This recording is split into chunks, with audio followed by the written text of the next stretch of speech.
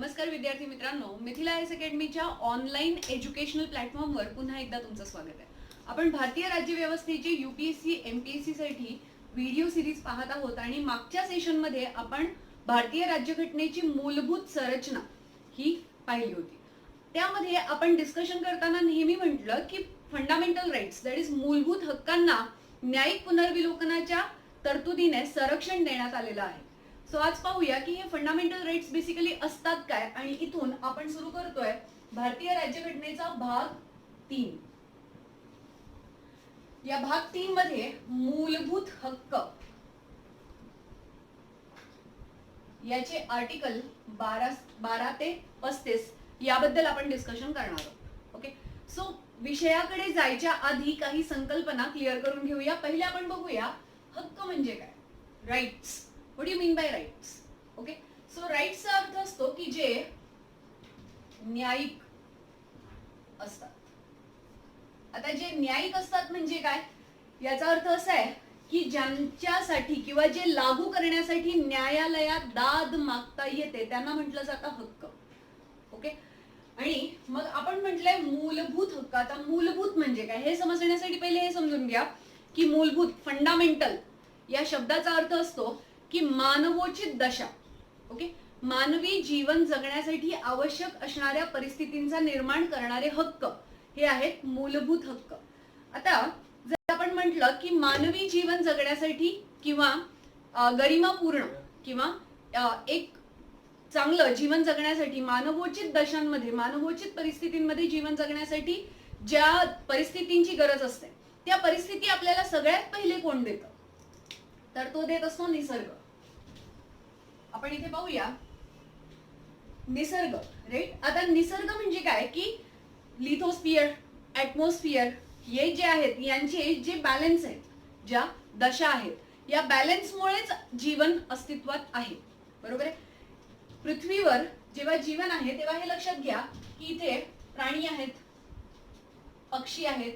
Right, आणि या सगळ्यांबद्दल आपण जर म्हटलं तर निसर्ग जेव्हा हे अधिकार प्रदान करत असतो, सूर्यप्रकाश, जल, पाणी, याच्याच बरोबर मृदा, या सगळ्यांमध्ये तो डिस्क्रिमिनेट करत नाही, विभेद करत नाही. फॉर एक्झाम्पल, जर पूर आला तर सगळेच वाहून जाणार, जर दुष्काळ पडला तर त्यामुळे सगळे जनजीवन जे आहे त्याच्याच बरोबर प्राणी जीवन जे आहे हे विस्कळीत होणार. लक्षात येते. अशा प्रकारे निसर्ग कधीच विभेद करत नसतो आणि निसर्गाने दिलेले जे अधिकार आहेत त्याला म्हटलं जातं नैसर्गिक अधिकार. सो मानवोचित परिस्थिती निर्माण करण्यासाठी जे सगळ्यात पहिले गरजेचे असतात ते असतात नैसर्गिक अधिकार. ओके, त्यानंतर मग आपण पुढे आलो तर तुम्हाला असं दिसतं की या नैसर्गिक अधिकारांमध्ये मग आपण मानवासाठी, मनुष्यासाठी किंवा मनुष्य जीवन जगण्यासाठी ज्या परिस्थिती निर्माण करतो किंवा मनुष्याला प्राणीमात्रापासून वेगळं केल्यानंतर ज्या परिस्थितींची गरज, आवश्यकता आपल्याला भासते त्याला आपण म्हणतो मानव अधिकार. याला आपण म्हणतो मानव अधिकार. ओके, या मानव अधिकारांना बेसिकली आपण 2 पार्ट मध्ये डिवाइड करू शकतो. एक असतात घटनात्मक अधिकार आणि एक असतात घटनात्मक अधिकार आणि एक असतात घटनेतर अधिकार. घटनात्मक आणि घटनेतर. ओके, आता घटनात्मक अधिकार म्हणजे काय? घटनात्मक अधिकार म्हणजे असे अधिकार जे घटनेमध्ये नमूद आहेत. ठीक आहे, आणि मग असे अधिकार ज्यांचं संरक्षण सर्वोच्च न्यायालयाद्वारे केलं जातं त्याला म्हटलं जातं मूलभूत हक्क. आलं लक्षात? सो ज्या घटनात्मक हक्कांचं संरक्षण सर्वोच्च न्यायालयाद्वारे केलं जातं त्याला आपण म्हणूया मूलभूत हक्क. लक्षात येते? डेफिनेशन काय आहे? डेफिनेशन ही आहे की मानवोचित परिस्थिती म्हणजे मानवाला एक योग्य जीवन जगण्यासाठी, सौहार्दपूर्ण जीवन जगण्यासाठी ज्या परिस्थितींची आवश्यकता असते त्या परिस्थितींचं तरतूद करून त्यांना हक्क प्रदान केले आणि मग त्या हक्कांचं संरक्षण करताय कोण? सर्वोच्च न्यायालय. त्या हक्कांना म्हटलं जातं मूलभूत हक्क. ओके, आणि मग सर्वोच्च न्यायालयाद्वारे किंवा ऑर्डिनरी कोर्ट्स जे आहेत, म्हणजे अन्य न्यायालयाद्वारे ज्या हक्कांचं रक्षण केलं जातं त्यांना म्हटलं जातं घटनात्मक हक्क. ओके, मूलभूत हक्क म्हणजे काय? ज्यांचं रक्षण, ज्यांचं संरक्षण सर्वोच्च न्यायालयाद्वारे केलं जातं ते आहेत मूलभूत हक्क. आणि ज्या हक्कांचं संरक्षण ऑर्डिनरी कोर्ट्स म्हणजे अन्य न्यायालयांद्वारे केलं जातं त्यांना म्हटलं जातं घटनात्मक अधिकार किंवा घटनात्मक हक्क. ओके, याच्या व्यतिरिक्त घटनेतर अधिकार असतात, म्हणजे जे कॉन्स्टिट्यूशन मध्ये लिहिलेले नाहीत किंवा कॉन्स्टिट्यूशन मध्ये नमूद नाहीत अशा अधिकारांना आपण म्हणतो घटनेतर हक्क. ओके, आणि अशा प्रकारचे जे घटनेतर हक्क असतात हे कुठले कुठले असतात बघा. तर सगळ्यात पहिले बघूया वैधानिक अधिकार. आता वैधानिक अधिकार म्हणजे काय? वैधानिक अधिकार म्हणजे आपण भारताबद्दल बोलतोय, राईट. वैधानिक अधिकार म्हणजे हे की संसदेने त्यांच्या नागरिकांना दिलेले किंवा संसदेने कायदे पारित करून दिलेले अधिकार. ठीक आहे, संसदेने तरतुदी करून दिलेले जे अधिकार आहेत त्याला आपण म्हणतो वैधानिक अधिकार. ओके, याला स्टॅच्युटरी राईट्स असं म्हणतात. याला आपण स्टॅच्युटरी राईट्स असं म्हणतो. अशा प्रकारचा एक अधिकार तुम्ही सांगू शकाल, राईट टू इन्फॉर्मेशन, माहितीचा अधिकार जो आहे, आरटीए, माहितीचा अधिकार जो आहे तो वैधानिक अधिकार आहे किंवा वैधानिक हक्क आहे. त्यानंतर जर आपण बघितलं तर दुसरे जे अधिकार असतात ते असतात अध्यादेशाद्वारे दिले जाणारे अधिकार. आता अध्यादेश कधी येतात? जेव्हा संसद सत्रामध्ये नसतं. ठीक आहे, राष्ट्रपतींद्वारे अध्यादेश इश्यू केले जातात, त्याच्याद्वारे दिलेले अधिकार. पण हे सीमित काळापर्यंत असतात, हे काही मर्यादेपर्यंत, काही काल मर्यादेपर्यंत अस्तित्वात असतात. याचा अर्थ काय की संसद जेव्हा पुन्हा सेशन मध्ये येणार आणि जर संसदेने या अध्यादेशाला पारित केलं नाही किंवा रिजेक्ट केलं तर हे अधिकार इथे संपतात. ओके, सो अशा प्रकारे हे आहेत तुमच्या अधिकारांचं वर्णन. आणि यामध्ये मूलभूत अधिकार म्हणजे काय? मूलभूत हक्क म्हणजे हे की जे न्यायिक असतात आणि कोण त्याला कोण त्याचं प्रोटेक्शन करतं? सर्वोच्च न्यायालय. ठीक आहे, हे मानवोचित दिशा मानवोचित परिस्थिती दशा निर्माण करतात. म्हणजे काय की मानवाला जीवन जगण्यायोग्य परिस्थिती निर्माण करतात.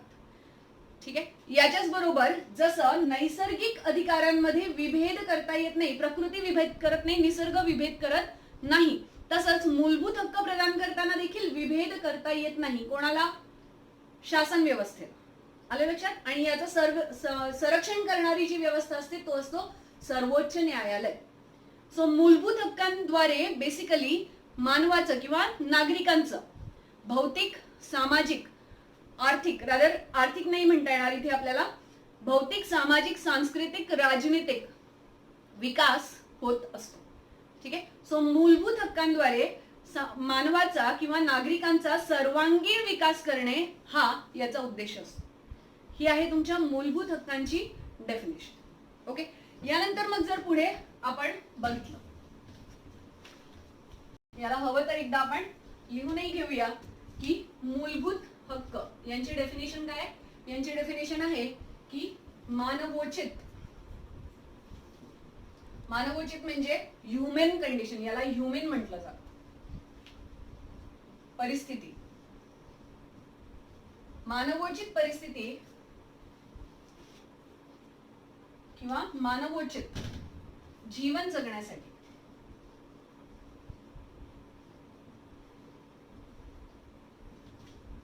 आवश्यक असलेल्या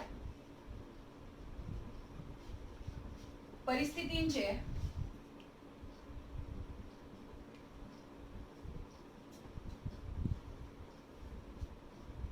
सुदृढ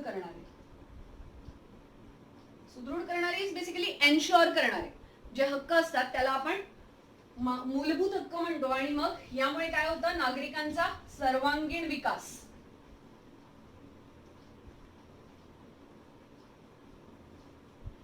आणि नागरिकांच्या सर्वांगीण विकासामध्ये सामील आहे कोण कोण? सामाजिक, सांस्कृतिक, इतर.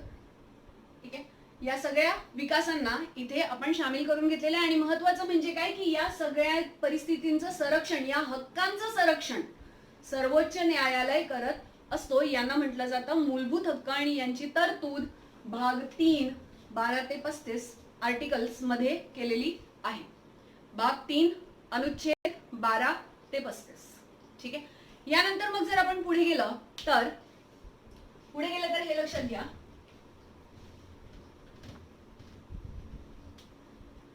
की या मूलभूत हक्कांना लागू करण्यामागे जे कारण आहे ते काय आहे. महत्वाचं म्हणजे हे की भारत एक लोकतंत्रात्मक देश आहे, जसं आपण मागच्या सेशन मध्ये पाहिलं होतं. आणि या लोकतंत्रामध्ये जी शासन व्यवस्था आहे ती प्रातिनिधिक शासन व्यवस्था. आपण आपले प्रतिनिधी जे आहेत हे इलेक्ट करून दिलेले आहेत. बरोबर आहे. हे इलेक्ट केलेले प्रतिनिधी जे आहेत हे टोटॅलिटेरियन होऊ नये किंवा निरंकुश होऊ नये म्हणून शासन व्यवस्थेचे अधिकार कमी करून नागरिकांचे अधिकार वाढवणं. आलं लक्षात. लोकतंत्रामध्ये किंवा लोकतंत्रात सुदृढीकरण करण्यासाठी नागरिकांचे अधिकार वाढवायचे, शासनाचे अधिकार कमी करायचे. याच्यासाठी जे अधिकार दिलेले आहेत ते आहेत मूलभूत हक्क. ठीक आहे. आणि मग तुम्हाला आठवत असेल की आपण आतापर्यंत जितक्या केसेस डिस्कस केल्या त्या डिस्कशन मध्ये जो एंड होता किंवा जो क्रक्स होता तो हा होता की मूलभूत हक्क न्यायिक पुनर्विलोकन किंवा न्यायिक परीक्षणाच्या दायऱ्यामध्ये येतात. ज्युडिशियल रिव्ह्यू यांच्यावर आहे. ठीक आहे. अगेन मूलभूत हक्क जे आहेत हे भारतीय राज्यघटनेच्या मूलभूत संरचनेचे घटक देखील आहेत. सो अशा प्रकारे मूलभूत हक्क अतिशय महत्वाचे आहेत. याला मॅग्ना कार्टा म्हटलं गेलेलं आहे. आता मॅग्ना कार्टाचा काय अर्थ आहे. 1215 सन 1215 जो इंग्लंडचा राजा होता किंग जॉन याच्याकडून एक लिखित डॉक्युमेंट, एक सनद दिली गेली होती जी नागरिकांच्या मूल हक्काबद्दलचं वर्णन या सनदीत केलं होतं. हा चार्टर होता. याला म्हटलं गेलेलं आहे मॅग्ना कार्टा. याला मॅग्ना कार्टाचा कायदा म्हटलं जातं. आणि अशा प्रकारचं वर्णन आपल्या भाग 3 मध्ये केल्यामुळे यांना देखील मॅग्ना कार्टा असं म्हटलं जातं. ठीक आहे. नेक्स्ट जर आपण बघितलं तर या मूलभूत हक्कांचा इतिहास काय.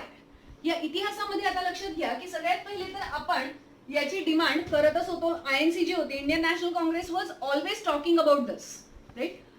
Indian National Congress demands fundamental rights since very beginning. Okay. पण त्यानंतर मग काय झालं, सायमन कमिशन आलं आणि सायमन कमिशनचा रिपोर्ट आला 1927 मध्ये. या सायमन कमिशनचा रिपोर्टचा आधार घेऊन सायमन कमिशनचा रिपोर्टचा आधार घेऊन भारत शासन अधिनियम, भारत शासन कायदा 1935 निर्माण झाला होता. तुम्हाला आठवत असेल मी सांगितलं होतं है ना. सो भारत शासन कायदा 1935. ठीक आहे. याच्या ज्या तरतुदी आहेत याचे सोर्स काय काय होते. नेहरू रिपोर्ट, सायमन कमिशनचा रिपोर्ट, जॉईंट पार्लमेंटरी कमिटीची रिपोर्ट्स वगैरे वगैरे. यामध्ये जॉईंट पार्लमेंटरी कमिटी जी होती त्यांनी हे सांगितलं होतं की फंडामेंटल राईट्सची तरतूद किंवा मूलभूत हक्कांची तरतूद 1935च्या भारत शासन अधिनियमामध्ये करायची नाही किंवा ही डिमांड बेसिकली रिजेक्ट केली होती, रद्द केली होती. आणि लॉजिक काय दिलं होतं. लॉजिक हे दिलं होतं की जोपर्यंत राजनीतिक इच्छाशक्ती नाही किंवा राजनीतिक इच्छाशक्तीचा अभाव आहे आणि एक प्रभावी यंत्रणा नाही तोपर्यंत फंडामेंटल राईट्सचं काहीही महत्व नसेल. तुम्ही फक्त कायद्यामध्ये नमूद केलेलं त्यांना लागू करण्याची राजनीतिक इच्छाशक्ती नाहीये आणि त्याच्याच बरोबर लागू करण्यासाठी प्रभावी यंत्रणा सुद्धा नाहीये तर या फंडामेंटल राईट्सचा काहीही उपयोग होणार नाही असं जॉईंट पार्लमेंटरी कमिटीने सांगितलं होतं. आणि त्यामुळे 1935च्या कायद्यामध्ये बेसिकली याचं वर्णन आपल्याला दिसत नाही. ठीक आहे. त्याच्यानंतर जर पुढे जर बघितलं तर 1928चा जो नेहरू रिपोर्ट होता यात पुन्हा एकदा याबद्दलचं डिस्कशन केलं होतं. ठीक आहे. आता नेक्स्ट मुद्दा असतो जो विद्यार्थ्यांच्या मनात बेसिकली असतो की मूलभूत हक्क हे परिवर्तनीय आहेत की नाहीत.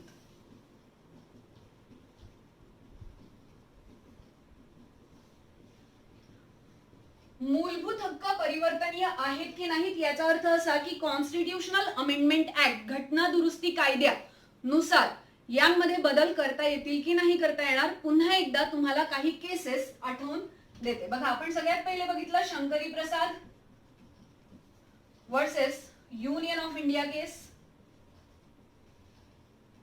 1951-52 ही केस आहे. यामध्ये न्यायालयाने सांगितलं होतं की संसद घटना दुरुस्तीच्या कायद्याच्या तरतुदीनुसार मूलभूत अधिकारांमध्ये बदलाव परिवर्तन करू शकते. येस.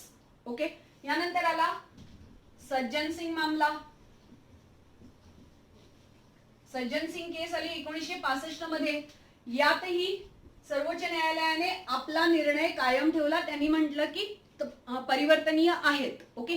यानंतर आला गोलकनाथ विवाद. गोलकनाथ विवाद 1967. ठीक आहे. आणि या 1967च्या विवादामध्ये सुप्रीम कोर्टाने आपले हे जे 2 निर्णय होते हे बदलले. आणि यात काय सांगितलं, यात हे सांगितलं की मूलभूत हक्क जे आहेत हे ईश्वर तुल्य आहेत. ईश्वर तुल्य आहेत म्हणजे काय की यावर न्याय पुनर्विलोकन करता येणार नाही. रादर अशा प्रकारचे परिवर्तनीय नाहीत. घटना दुरुस्ती कायद्यानुसार यात बदल करता येणार नाही असं सांगितलं होतं गोलकनाथ कायद्यामध्ये. ठीक आहे. यानंतर मग आली 24वी घटना दुरुस्ती. 24वी घटना दुरुस्ती आली 1971 मध्ये. इंदिरा गांधी पंतप्रधान होत्या. ही सगळी स्टोरी आपण ऑलरेडी ऐकलेली आहे. मी तुम्हाला एकदा पुन्हा फक्त रिकॉल करून देते. लिंक्स तुम्ही कनेक्ट करा. ओके. आता इथे लक्षात घ्या की इथे 24वी घटना दुरुस्ती आल्यावर काय झालं, जो आर्टिकल 13 चा जो 4था क्लॉज होता तो इथे जोडण्यात आला. आणि हे सांगितलं गेलं की हे जे 13 मध्ये डेफिनेशन दिलेली आहे अधिनियम, हा जो अधिनियम आहे या व्याख्येत संविधान संशोधन कायदा म्हणजे घटना दुरुस्ती कायदा याच्या दायऱ्यामध्ये, याच्या परिक्षेत्रामध्ये येत नाहीत. याचा अर्थ असा की हे परिवर्तनीय आहेत. संसदेने घटना दुरुस्ती करून गोलकनाथ विवादाचा जो निर्णय होता याला चॅलेंज केलं होतं. ओके. आणि मग आली होती तुमची केशवानंद भारती केस. केशवानंद भारती विवाद जो होता 1973. आणि हे याचा निर्णय देताना सर्वोच्च न्यायालयाने मूलभूत हक्कांना तुमच्या संविधानाचा, घटनेचा मूलभूत संरचनेचा घटक मूलभूत हक्क आहेत असं सांगितलं. आणि त्याच्याच बरोबर हे सांगितलं की संसद याला घटना दुरुस्ती कायद्याच्या तरतुदीनुसार परिवर्तन करू शकते. ओके. म्हणजे फायनल वर्डिक्ट जी आली ती ही होती की मूलभूत संरचनेला न हलवता, मूलभूत संरचनेला धक्का न लावता बेसिकली संसद यात परिवर्तनीय कार्य करू शकते किंवा याला चेंज करू शकते, अमेंड करू शकते. सो फायनल वर्डिक्ट काय आहे की हे परिवर्तनीय आहेत. ठीक आहे. अशा प्रकारे या केसेस आपण डिस्कस केल्या होत्या. ओके. यानंतर जर तुम्ही पुढे आलात तर तुम्हाला लक्षात येईल की जो सुरुवातीला राज्यघटनेत 7 मूलभूत हक्कांची तरतूद केलेली होती. ओके. 7 मूलभूत हक्क सुरुवातीला आपल्याला इथे दिसत होते. आणि ते 7 मूलभूत हक्क कुठले कुठले होते? सुरुवातीचे जे 7 मूलभूत हक्क होते ते हे होते की पहिला होता समानतेचा अधिकार, समतेचा अधिकार. ठीक आहे. दुसरा होता स्वातंत्र्याचा अधिकार, स्वातंत्र्याचा हक्क. इथे लिहूया. बघा, पहिला होता समतेचा अधिकार, दुसरा होता स्वातंत्र्याचा हक्क, त्यानंतर होता शोषणाविरोधी हक्क. ठीक आहे. तिसरा होता शोषणाविरोधी हक्क, त्यानंतर होता तुमचा जीवनाचा हक्क किंवा रादर हे सगळे एकत्रच आले होते. त्यानंतर होता धर्म स्वातंत्र्याचा हक्क,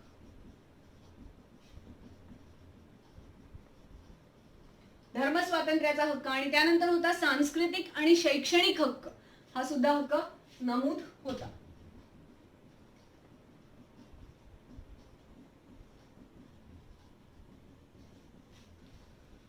ठीक आहे. आणि मग एक हक्क होता संपत्तीचा हक्क, राईट टू प्रॉपर्टी. हा होता 19F मध्ये याचं नमूद केलं गेलं होतं. 19F1 ही इकडे तरतूद होती. ठीक आहे. हा जो हक्क आहे हा 44व्या घटना दुरुस्तीनुसार 44व्या घटना दुरुस्तीनुसार जी 1978 ला करण्यात आली. 44वी घटना दुरुस्ती जी 1978 ला करण्यात आली. या कायद्यानुसार याला या फंडामेंटल राईट्सच्या दायऱ्यामधून किंवा या लिस्ट मधून काढून टाकलं. ओके. आणि मग याचं प्लेसमेंट कुठे गेलं? याला पाठवलं 300A मध्ये. 31 मध्ये सुद्धा हा होता. पहिले आपण 19 बद्दल डिस्कशन करूया. हा 31 चा हक्क आहे. हा 31 मध्ये होता. त्याच्याच बरोबर स्वातंत्र्याच्या हक्कामध्ये 19 मध्ये होता. या 19 आणि 31 दोघांमधूनही याला काढून टाकलं आणि याची प्लेस झाली 300A. Article 300A. याचा अर्थ काय? याचा अर्थ असा आहे की आता हा मूलभूत हक्क नाही, घटनात्मक हक्क आहे, कारण घटनेत याचं वर्णन केलेलं आहे. ठीक आहे. आणि मग याच्या पलीकडे जर आपण बघितलं तर दुसरं कुठलं आहे?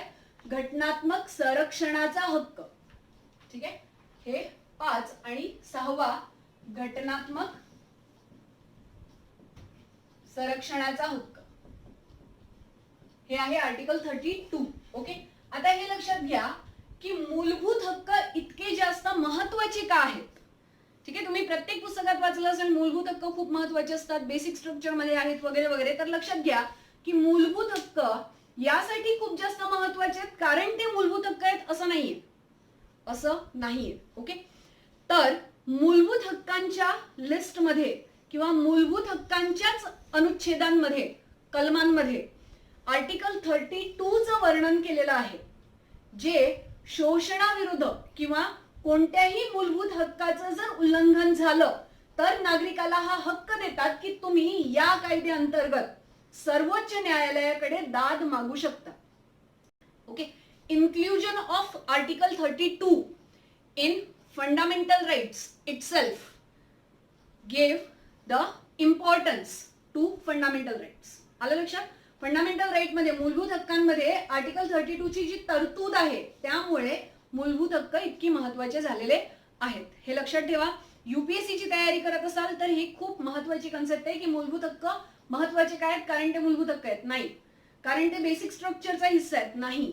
कारण आर्टिकल 32 मूलभूत हक्कांच्या कलमांमध्ये आहे म्हणून ते महत्वाचे.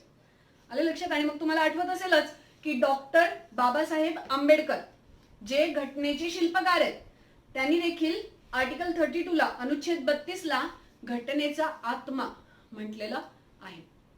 ठीक आहे. सो याच्यानंतर पुढे जर आपण बघितलं तर मूलभूत हक्कांची जी वैशिष्ट्ये आहेत ती काय काय आहेत ती पहा.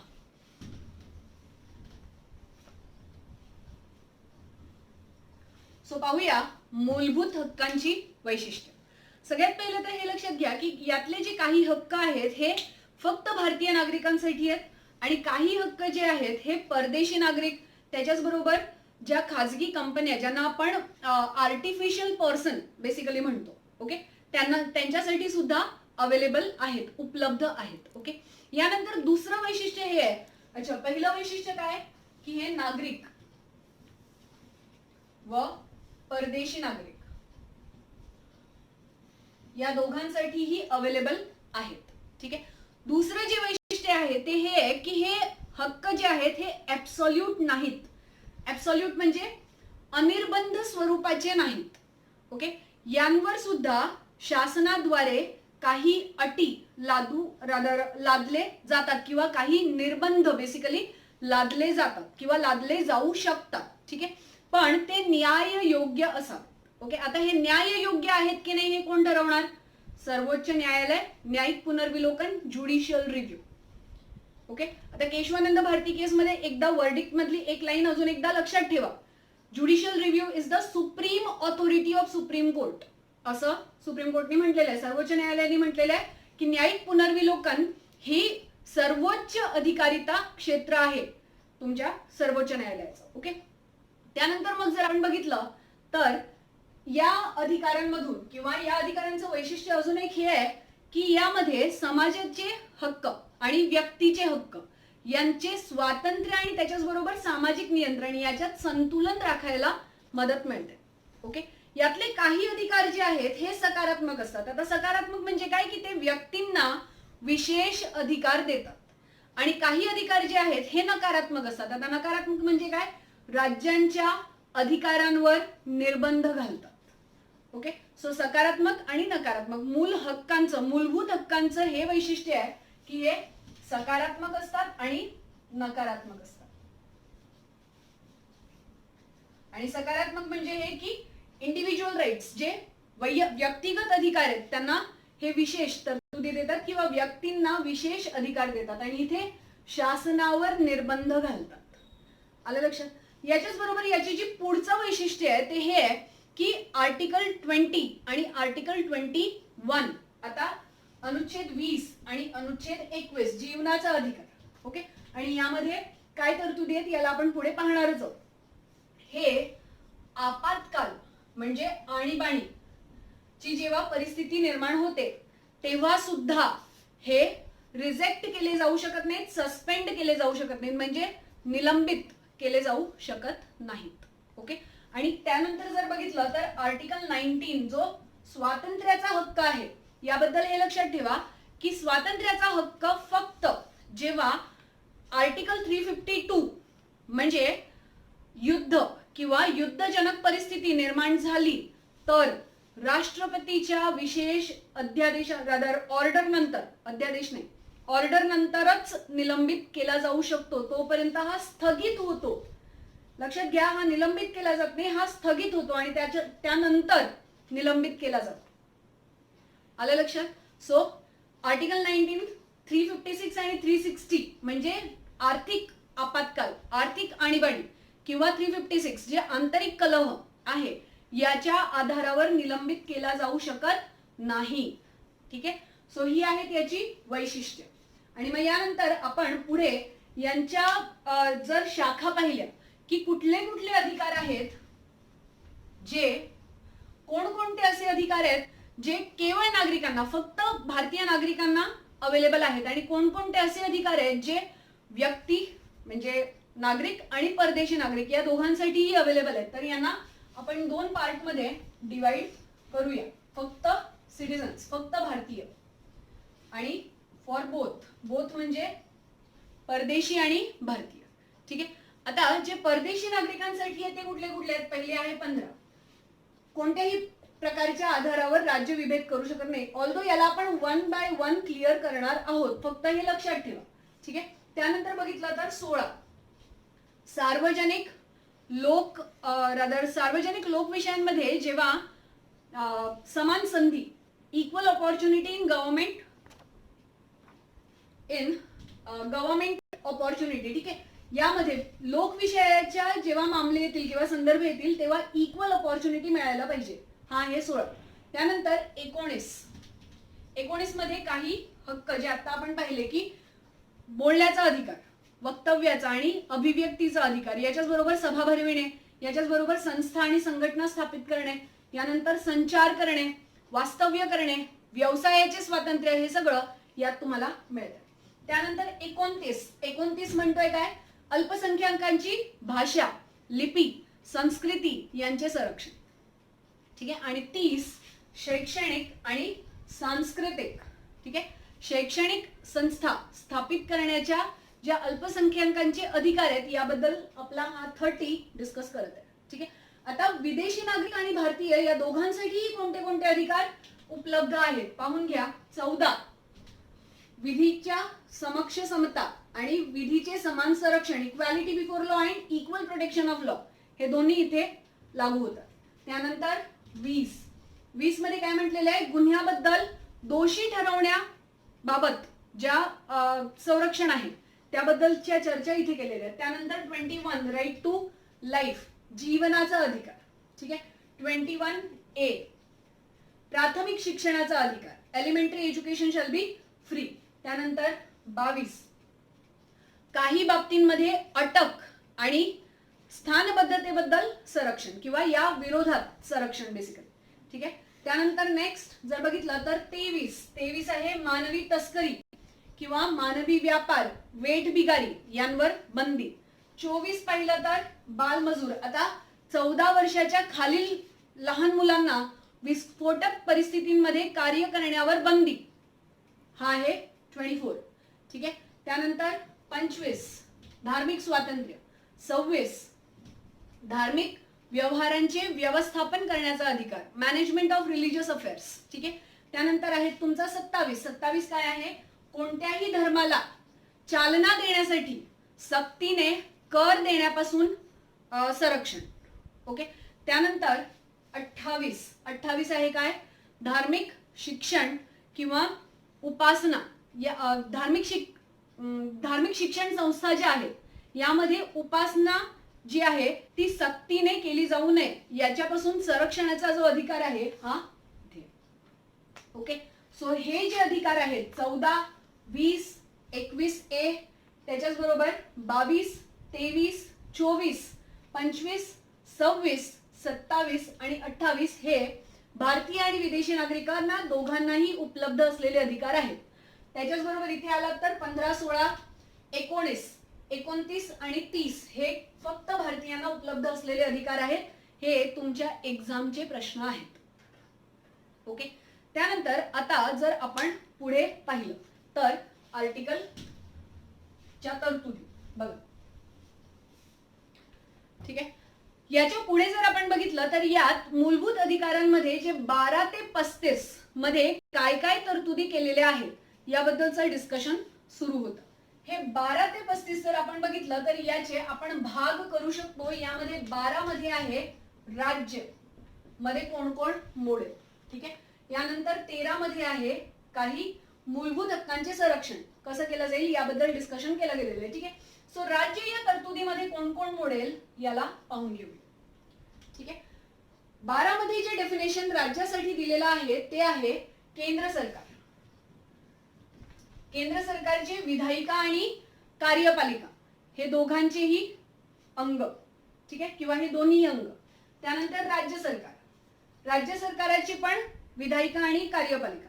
ठीक आहे. यानंतर स्थानिक स्वराज्य संस्था यामध्ये कोण कोण येणार, पंचायत, लोकल ऑथॉरिटीज मध्ये पंचायत, म्युनिसिपालिटीज, निगम बोर्ड वगैरे वगैरे. ठीक आहे. आणि त्याच्याच बरोबर सर्वोच्च न्यायालयाने एका निर्णयामध्ये हे सांगितलेलं आहे, एका निर्णयात हे म्हटलं की ज्या कृत्रिम व्यक्ती आहेत म्हणजे अशा खाजगी कंपन्या ज्या राज्याच्या शासन प्रणाली अंतर्गत कार्य करतात यांना देखील आपण राज्य या डेफिनेशन खाली घेऊ शकतो. ठीक आहे. सो हे आहेत आर्टिकल 12. ओके. त्यानंतर जर तुम्ही 13 वर आला तर 13 मध्ये ही तरतूद केलेली आहे की मूलभूत अधिकारांचे किंवा मूलभूत हक्कांचे उल्लंघन करणारे जे कायदे आहेत, अधिनियम आहेत किंवा तरतुदी आहेत त्यांना विधिबाह्य ठरवलं जाईल. याचा अर्थ काय की यांना पुनर्विलोकनाचा अधिकार मिळालेला आहे आणि पुनर्विलोकनाद्वारे यांना संरक्षण मिळालेलं आहे आणि याप्रमाणे मूलभूत हक्कांना पूर्ण प्रोटेक्शन या कायद्याद्वारे मिळतं. ठीक आहे. आता याच्यात जर आपण 1, 2, 3 पाहिलं तर याचा पहिला भाग जो आहे हा छायावादाचा सिद्धांत आपल्याला देतो. छायावादाचा सिद्धांत म्हणजे काय, आर्टिकल 13 चा क्लॉज 1. ठीक आहे. 13 चा जो क्लॉज 1 आहे तो हे म्हणतो की कॉन्स्टिट्यूशन घटना लागू व्हायच्या दिनांकापासून. ठीक आहे. घटना लागू कधी झाली, 26 जानेवारी 1950 च्या आधी जर एखादा अधिनियम, एखादी तरतूद, एखादा कायदा अस्तित्वात असेल जो मूलभूत हक्कांचे उल्लंघन करत असेल तर त्याला विधिबाह्य मानलं जाईल. ठीक आहे. त्याच्याच बरोबर पुढे हे म्हणतो की 26 जानेवारी 1950 च्या नंतर जर असा एखादा कायदा अस्तित्वात आला जो मूलभूत अधिकारांचं उल्लंघन करत असेल तर त्यालाही विधिबाह्य मानलं जाईल. आलं लक्षात. त्यानंतर आर्टिकल 13 चा 2 पार्ट जो आहे तो म्हणतो की असा कायदा जो मूलभूत हक्कांचं उल्लंघन करतो तो पूर्ण कायदा नल अँड वॉइड अवैध विधिबाह्य घोषित केला जाईल. यावर थांबलेला नाहीये. याच्या पुढे यांनी काय म्हटलेलं आहे, याच्या पुढे यांनी म्हटलेलं आहे की तो पूर्ण अधिनियम जर मूलभूत अधिकारांचं किंवा मूलभूत हक्कांचं उल्लंघन करत नसेल, त्याचा काही भाग, त्याच्या काही तरतुदी ज्या असतील त्या मूलभूत हक्कांचं जर उल्लंघन करत असतील तर तो भाग देखील काढून टाकला जाईल किंवा तो भाग विधिबाह्य ठरवला जाईल. आलं लक्षात? त्यानंतर 13(3) मध्ये म्हटलेलं आहे, 13(3) क्लॉज 1 मध्ये म्हटलेलं आहे, 13(3) क्लॉज 1 मध्ये म्हटलेलं आहे की हा जो अधिनियम किंवा आपण आतापर्यंत काय म्हणतोय की असा अधिनियम जो मूलभूत अधिकारांचं उल्लंघन करेल, सो या अधिनियम शब्दाची व्याख्या याच्यात दिलेली आहे. ठीक आहे. आणि आता पुन्हा केशवानंद भारती, शंकरी प्रसाद, सज्जन सिंग, आर कूपर या सगळ्या केसेसना एकदा डोक्यामध्ये पुन्हा रिवाइंड करा. ठीक आहे. यामध्ये हाच मुद्दा होता की अधिनियम या शब्दाच्या व्याख्येत कोण येईल आणि कोण येणार नाही, हाच मुद्दा होता. आलं लक्षात? सो यामध्ये ही तरतूद दिलेली आहे की अधिनियम या शब्दाच्या व्याख्येत आदेश, नियम, अध्यादेश, तरतूद, इवन अशी रूढी परंपरा जी सर्वोच्च न्यायालयाने मान्य केलेली आहे ती देखील इथे सामील केली जाईल. ठीक आहे. आणि मग या आर्टिकल 13 जो चौथा क्लॉज आहे 4, याला 24व्या घटना दुरुस्तीनुसार, 24वी घटना दुरुस्ती जी 1971 मध्ये करण्यात आली होती त्याने जोडलं गेलं आणि असं म्हटलं गेलं की या कायद्यातील व्याख्या आर्टिकल 368 368 प्रक्रियेनुसार केल्या गेलेल्या घटना दुरुस्ती नियमावर लागू होणार नाही. So this is article 12, article 13. ठीक आहे. यानंतर जर आपण बघितलं तर आपण या कायद्यांचे, याच्या पुढचे जे आर्टिकल्स आहेत यांचे भाग करू शकतो. आणि भागांमध्ये 14 ते 18 समतेचा अधिकार, 19 जे आहे स्वातंत्र्याचा हक्क, ठीक आहे, 20, 22 जे आपराधिक कृत्यांबद्दल किंवा गिरफ्तारी जी असते अटकेबद्दलचं संरक्षण इथे आहे. ठीक आहे. 20 आणि 22. 21 मध्ये आहे जीवनाचा अधिकार, 21A मध्ये आहे शिक्षणाचा अधिकार, प्राथमिक शिक्षणाचा अधिकार. ओके. 23-24 आहेत एक्सप्लॉइटेशन वाले शोषणाविरुद्ध अधिकार. त्यानंतर 25 ते 28 आहेत धार्मिक स्वातंत्र्य, 29-30 आहेत शैक्षणिक आणि सांस्कृतिक तरतुदी अल्पसंख्याकांच्या. ठीक आहे. 31 रिपील्ड केलेलं आहे, आत्ताच आपण पाहिलं. 31 रिपील्ड करून कुठे गेलाय 300A मध्ये, 300A मध्ये. ठीक आहे. आणि 32 आहे घटनात्मक संरक्षणाच्या तरतुदी. सांगण्याचा अर्थ असा की एकाच सेशन मध्ये 14 ते 32 आर्टिकल घेऊ शकत नाही, आपण सगळंच एकत्र स्पष्ट करू शकत नाही. ठीक आहे. त्यामुळे आज आपण काय केलं की मूलभूत अधिकार यांची बेसिक कन्सेप्ट काय आहे हे पाहिलं आणि 2 असे अनुच्छेद जे विवाद त्यांनी उत्पन्न केले असे अनुच्छेद होते आर्टिकल 13 क्लॉज 3 आणि त्याच्यानंतर घटना दुरुस्ती. बघा बरेच विद्यार्थी असं म्हणतात की एवढे सगळे आर्टिकल लक्षात कसे ठेवायचे, घटना दुरुस्ती लक्षात कशा ठेवायच्या. जर तुम्हाला त्यांच्या मागची स्टोरी माहिती असेल की हे घटना दुरुस्ती होण्यामागचे जे ऐतिहासिक घटक आहेत किंवा कशा परिस्थितीमुळे यांची निर्मिती झाली हे तुम्हाला माहिती असेल तर तुम्हाला यांना लक्षात ठेवायची गरज पडत नाही, ते आपोआप लक्षात राहतात. सो मिथिल आयएस अकॅडमीच्या भारतीय राज्यव्यवस्थेची व्हिडिओ सिरीज बघण्यासाठी कनेक्टेड राहा.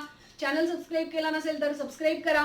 गरजू विद्यार्थ्यांपर्यंत ही व्हिडिओ सिरीज पोहोचवा. Thank you so much for watching my video.